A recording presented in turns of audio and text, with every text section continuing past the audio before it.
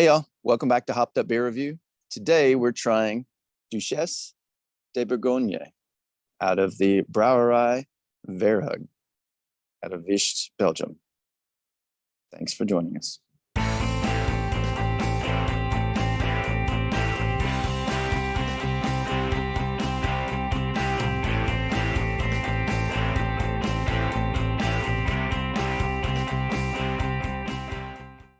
Hey everybody, welcome to Hopped Up Beer Review, the show where we give you our unprofessional and somewhat biased opinion about the beer we are drinking and reviewing.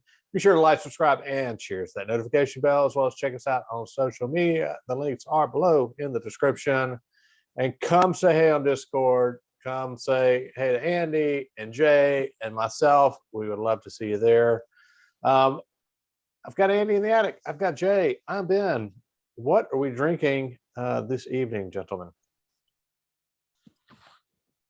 Duchesse de Bourgogne out of the Brouwerij Verhaeghe in Vicht, Belgium.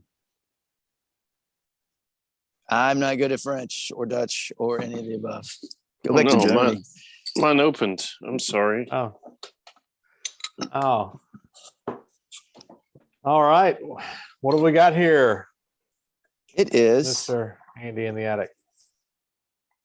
a West Flemish red brown ale. It's a sour.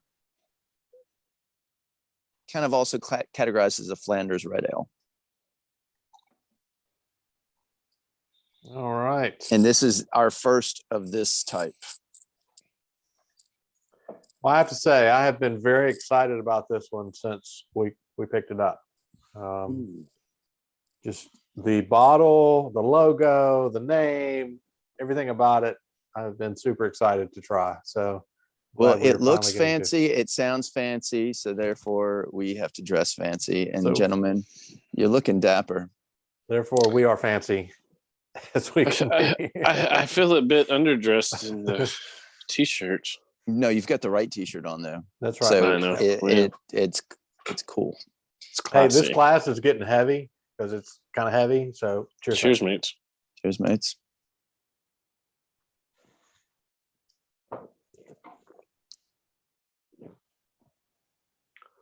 Mama. Whew. That one is sweet.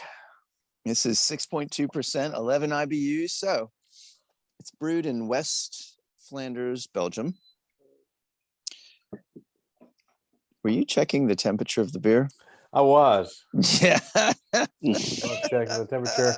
I kind of got that from Don's beer review channel.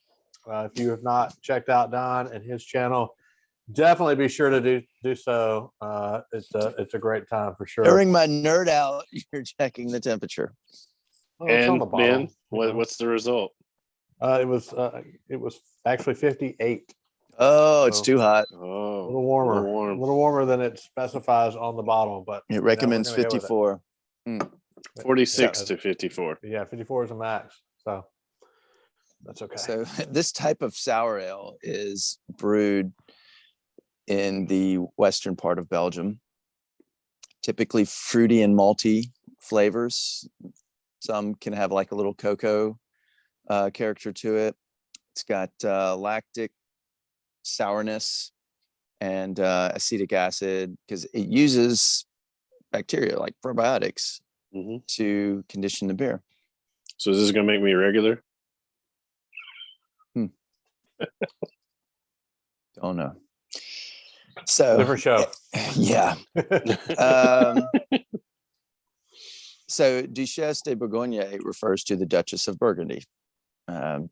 So this brew honors the Duchess Mary of Burgundy. She was the only daughter of Charles the Bold. In Burgundy at the time, there wasn't a Belgium, there wasn't a Germany, there wasn't France. There was like smaller kingdoms that tried to expand and all. So Burgundy was this kingdom that kind of stretched down through Belgium into France. She was born in Brussels in 1457, but she died tragically in a horse riding accident. So this is in her honor. Didn't Date matter. of death? Do you want that really? That's pretty morbid, dude. I was just curious. I mean, Anyway, how old she was when she died? yeah. So this type of ale, it's a sour, the Flanders red ale or the West Flemish red brown ale. They after their main fermentation, they lager conditioning again, and then they mature in oak barrels. And typically, this one specifically for 18 months. So that's a traditional way to do these type of ales, but it's not over then. So they take that ale that's been in the barrel for 18 months. It hasn't been in like a bourbon barrel, it's just oak cask. So then it blends it with an 8-month-old beer, a younger of the same type of beer. And they blend them together, and that kind of cuts some of the heaviness, I think, of it. And the average age of these types of ales is 12 months. Oh. So, and after bottling. So, or excuse me, before bottling, not after bottling, before bottling. And this one we picked up, it said it's good until about this time next year, or late 2023. So Yeah. they've got a good shelf life. Yeah. Yeah. What you got? You were gonna say something else. I was gonna let y'all say something if you had something to say, because I haven't gotten to the brewery yet. There you go. It's very, very sweet to me. It's very close, at least for my taste, to a lambic. That's what I was thinking. Almost, Yeah. it's almost even wine-like in some Well, ways. they say this beer is the closest to wines that in taste and the way it's made. So And go ahead. I think it's interesting because I've had other, Flanders red ales, but they've been ones from the U.S. So to go back to our ever revolving discussion about beers from other countries and how we interpret that here in the good old US of A. I think it's interesting because the ones in the U.S. that I've had have been not so sweet. I mean, they've been sour, but they've been not so sweet. Well, you got to think about the region. It's specific to that region, and the ingredients, maybe even the actual oak that they use for it, and the yeast. It all plays a part in how it is. The water, yeah. So, this brewery, Brouwerij Verhaeghe, I hope that's how it is, out of Vischt, Belgium. It's in southwest Belgium. The West Flanders region of, there's an East Flanders, there's a West Flanders, there's some other regions. It was founded in 1885. During World War I, there was like a call from the government to resist the German occupation economically, and so they stopped production. Well, Germans didn't appreciate that, so they dismantled the brewery. So it caused them to become inactive for about 4 years. So then they kind of they lost their sales connection with Brussels, the capital, the train lines. They couldn't distribute or sell the beer to their main market. So they kind of had to reinvent themselves.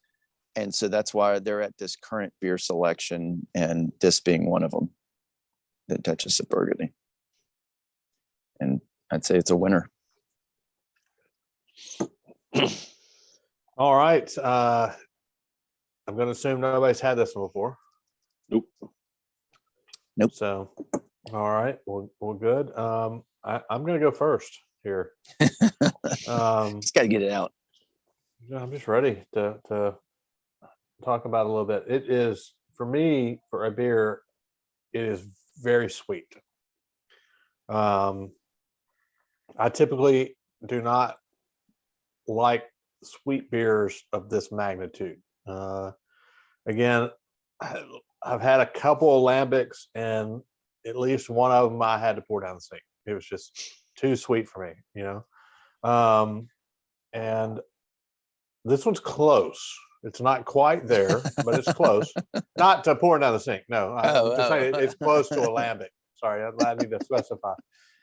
It's very carbonated as well. You know, it's kind of like, you know, if you take a sip of like Coke or a carbonated beverage, soda, and it, you know, is in your mouth, you get the little pops, you get the bubbles that are popping, you know, in your mouth.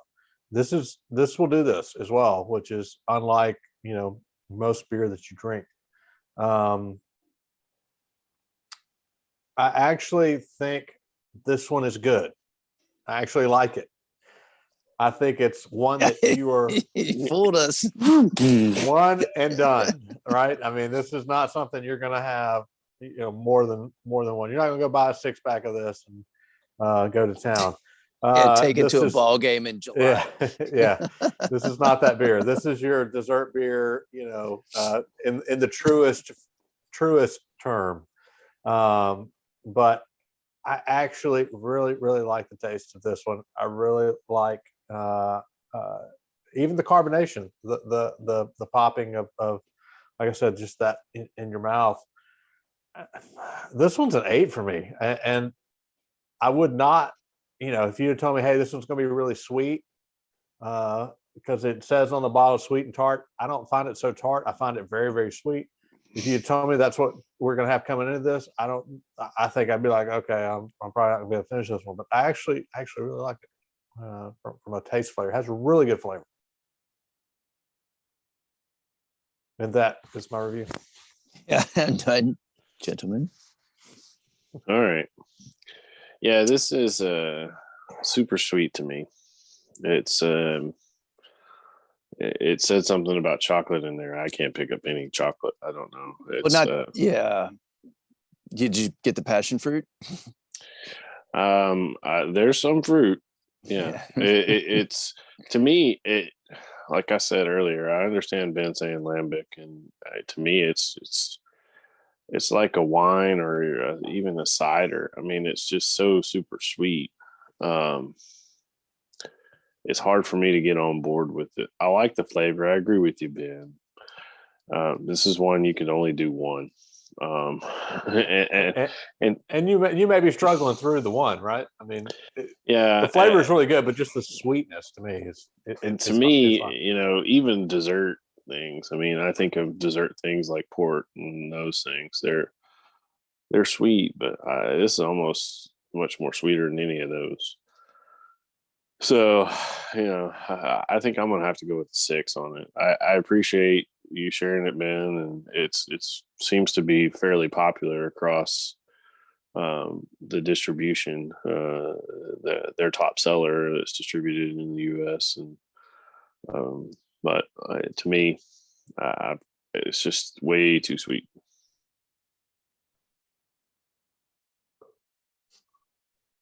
Sorry, I wanted to get some more in from the top. I also wanted to give a cool shout out to the crest on the cap. I like it. Yeah. Verhaeghe. That's cool. So I agree. It is sweet.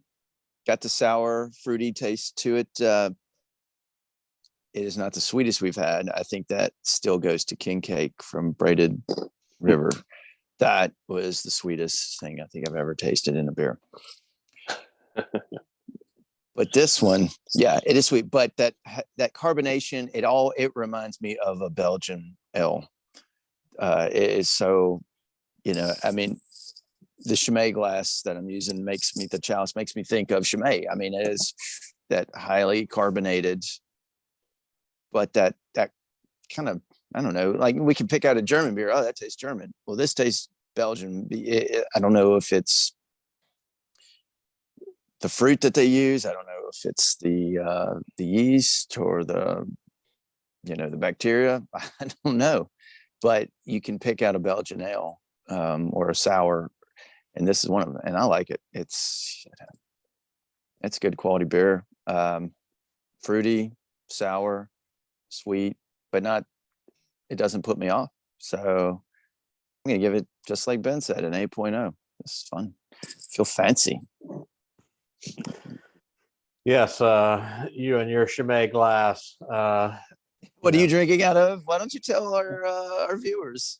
So this actually came from the Gerst House in Nashville, Tennessee, a German restaurant, and they had their own beer, Gerst beer, Yep. which is now brewed by Yazoo Brewing Company. I have to say, not that we're reviewing Gerst, we may do that in the future, but it was much better from the Gerst House than from Yazoo. But then again, it was on draft. So That's not your big monster margarita glass. it is a big monster margarita type glass, but it did not come from a Mexican restaurant. Okay. I just it's what it looks like, but it actually came from a German restaurant. So all right, that's going to be a 7.3 for the very sweet Duchesse of Burgundy. Interesting beer, very fun beer. One of those that when you do a beer review show like we do, and you try to keep it a little classy, one you're going to pick up and give a shot. So definitely a fun one for us to do. And who knows? We definitely, all three of us would not have had that were we not doing this show, right? And we definitely wouldn't have dressed in a sport coat to drink it. I can guarantee that. So with that, be sure to like, subscribe, and cheers that notification bell. Be sure to come and check us out on social media. Links are below in the description. Andy, have you got something else to add? Or I don't understand why is she pointing at the bird and looking at like she's like having a conversation with this bird and pointing at it. I just noticed that. I mean, this. I don't know. I got no answer for that. Maybe we need to go down the rabbit hole even more. I got to do more research about the Duchess of Burgundy and birds, man. I mean, or somebody could add in the comments below. Yeah, why is she pointing? Why does she get the pointer finger at the bird? Oh wow, I see that now. Yeah. What's the artist trying to tell us? Maybe that's the secret to how she died. A bird flew in front of a horse. Ben, you're a genius. I think I've cracked the mystery. Yeah. Mystery's been solved. That's right. I can rest. I'm gonna move on to that Missoula, Montana code now in the big sky. So be sure to check that out as well. I'm gonna start working on that code. As Andy would say in the attic, just end it. Cheers, mate. Cheers, mates. Cheers, mates.